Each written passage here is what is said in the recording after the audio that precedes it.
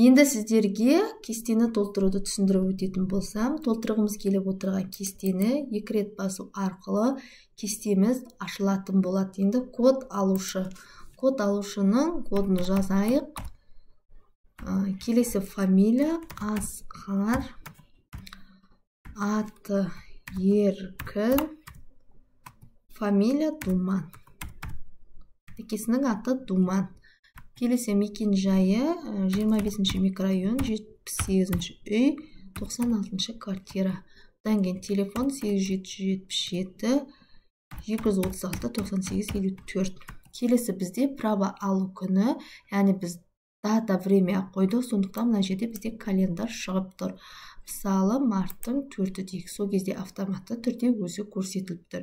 Екінші поляны келесі цифрды жазу арқылы өтеміз. Ол кезде көріп отырсыздар, коды автоматты түрде 2-ге ауысып отыр. Асқар. Фамилия Айдын, аты Айдос, әкесінің аты Ержан болсын. Одан кейін адрес 1289 25. Келесі номер 8771 236 89 75. Дата уақыты алынған, мысалы, октябрьдің 11-і. Осылай кестені толтыра береміз, және X батырмасын басып шығамыз. Ішіне қайта кірген кезде біздің барлық мәліметтеріміз тұратын болады. Келесі бізде авто туралы тағы да толтырып өтейін. Номер 35 болсын. 235. Марка. Бізде қандай машина? Мысалы, Мерседес. Түсі ақ.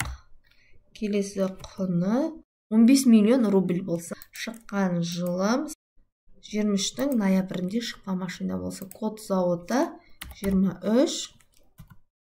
Код алушымыз 23. Алынған күні тағы да дата времяға келеді. Сондықтан біз таңдаймыз өзімізге белгіленген күнді. 25. Келесі номер 568. Енді бізде Kia автокөлігі болсын. Түсі қара. Және құнын жазамыз. Шыққан жылы 2022-ның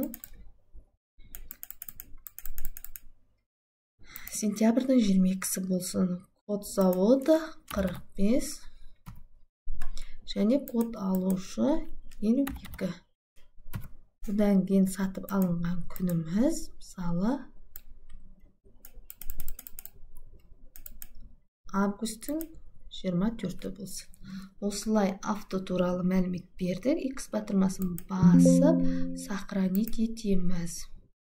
Одан кейін келесі бізде зауыт туралы толтырып өтетін болса, код заводы 368. Код завод аты, мысалы, Айдын. Қала Шымкенттен болсын.